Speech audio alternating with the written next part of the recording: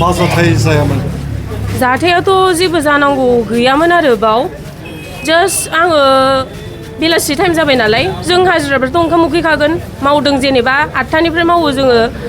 ओंख्रिल' लायनो थांदों हे खाथियावनो हटेल दं नालाय ओंख्रिल' लायनो थांदोंमोन आं बेयाव होगदावफैबाय होगदावफैनायाव दे जाबाय बे होगदावनायखौ आं बाद दोनबाय ओमफ्राय आङो डाइरेक्ट मोखाङावनो बुंबाय नों मानो मोदोम दाङो मावग्राफोरनिखौ जों वार्कार्ससो नोंजों मोदोम दांजानो फैया जों बाहाय होननानै बुंबाय आङो बिसोर मोदोम दाङो हौवाया मोदोम दाङो हिन्जावफोरनि मोदोम दाङो एवथुयो ओमफ्राय खानाय बोलाबायो थाग्राफोरनि जाय मानसिफ्रा गावसोरनाव थानानै मावो बिसोरखौ मा खालामो होनबा बिसोरो दाङो मोदोमाव ओमफ्राय बिदिनो सेक्सुवेलि माबा खालामो आरो मा होनो बेखौ लिङो आरो सेक्सुवेलि ओमफ्राय असल्टबो खालामो बिराद माने मा होनो हेरेसमेन्ट होयो आरो जाय मानसिफ्रा गावसोरनाव थानानै मावो बिसोरखौ रुवाथि बादि बाहायो बिदिनो रायलाबायो दंखि होलाबायो खानायाव हमना बोयो आथिङाव हमना बोयो मा होनो बुयोबो बिदिनो खालामो आरो बिसोरो माब्लानिफ्राय मावदोंमोन खामानि आङो 30 जुननिफ्राय मावदों 10 दिन ना 11 दिनल'सो जादों बांद्राय गोबाव जायाखै आं मावनाया नोंखौबो माबाफोर टाच खालामो आंखौ टाच खालामदों उदैयाव टाच खालामदों मेवथुदों बिदिनो खालामदों ओमफ्राय आं बादा होदोंमोन दा आंखौ दा खालाम बेबायदि होननायाव बे ओरै बुंदों हिन्दीनि मुझे नहीं करना है तो मुझे 100 रुपया दे दो हम नहीं करेगा बिदि होननानै बुंदों आरो बियो हिन्जावाथ' बालुक जरानि हौवाया राजस्थानी होननानै खोनानो मोन्दों आङो हिन्जावना बिलोमा गयारि होनो हौवाना अमृत तान्स मामोनथाय बावबाय आङो नामखौ टाइटेलखौ जायखिया नामा अमृत तान्सनो हाबा जानाय जायै जोंथ' मिथिया बेखौ जायखिया सिन्दुरबो थुवा आसानबो गाना आरो बिसोरो बेयाव साबैसे खामानि मावग्राफ्रा बिदिनो साबासो दङ साब्रैयानो दङ जोङो बिसोरबो गासैबो सेक्सुवेलि हेरासमेन्ट मोनजोबनाय औ सेक्सुवेलि माबा मोनजोबखानायखा गासिबो बिसोरबो बुंनो हागोन आरो ओमफ्राय नाथाय बिसोरखौ धमकि होना दोनदों आरो दा मा लुबैयो आङो न्याय लुगैयो जोंनि जायगायाव फैनानै मालाय जाथिया बेफोरबायदि खालामनो मोनफैया जों बायदि सिख्लासा उन्दैफोरा बेहाय सेफ नङा बेयाव रावबो दा मावफै आं बेखौल' माबायो आरो एक्सन लानांगौ आइजो माबाफ्रा पाब्लिकफ्रा बेफोरखौ दखाना बन्द जानांगौ औ दखाना बन्द जानांगौ पुलिस थानायाव एफआइआर होदों औ एफआइआर होदों जों एफआइआर हैदों थांदों जाय जाजादों बिसोर थांजोबनानै एफआइआर हैदों आरो मा बुंबावोमोन जोंखौ बिदिनो बुङोमोन माबा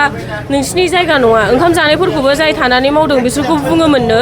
ओंखाम जानायफोरखौ गावसोरथ' होनदों भिडिअफ्राव हगारो जोंबोथ' जेनेबा मावग्रा हिसाबै जोंबोथ' भिडिअ नायनानैसो फैयो मोजां माबानानैसो जोंखौ ओरै होननानै बुङो बिसोर जानाय थानाय फ्रिजोब गासिबो फ्रिजोब ओमफ्राय जेब्ला थाफैयो अब्ला मावग्राफ्रा मा खोनानो मोनोखि माइरंखौ सोर बाया जानायखौ सोर जाहोदों नोंनि नमा नोम्फाया जाहोफैयाखै बिदि होननानै बुङो आरो मावग्राफोरखौ आंनाव प्रुफ दंजोबो मानसिफोर जाय मावदों वाट्सएपाव गासिबो कन्टेक्ट खालामहरदों जोंखौ बेफोरबायदि बुंदों होननानै खोन्थाहरजोबदों आरो बेयाव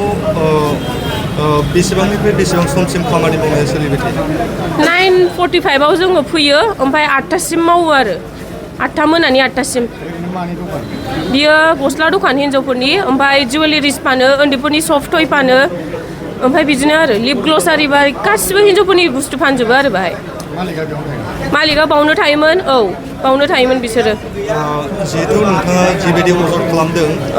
हिन्जाव थानायनि सिगाङावबो बेबायदि खालामो नामा फिसाया औ हिन्जावनि मेगनावनो खालामो ओमफ्राय जों हिन्जावखौ होनो मानो बिदि खालामनांगौ होनबा नोंहा बुंनांगौ जेबो माबा गैया बेखौ बुङो ओमफ्राय बिसोरो होनो हिन्जावा आं एडभकेट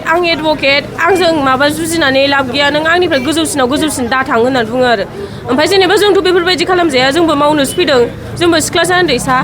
सेफ जानांगौना जोंनि जायगाया बे एडभकेट बा बे मानो हौवाखौ बेफोरबायदि माबा खालामहोनांगौ बेफोरबायदि मानो आखु देखायहोनांगौ एडभकेट बा ल'खौ मिन्थिखानानै मानो बेफोरबायदि हिन्जावसाफोरखौ दांहोजोबनांगौ बिसोरो सिङाव सिसि केमेरा दङ गासिबो सिसि केमेरा दङ मावग्रानि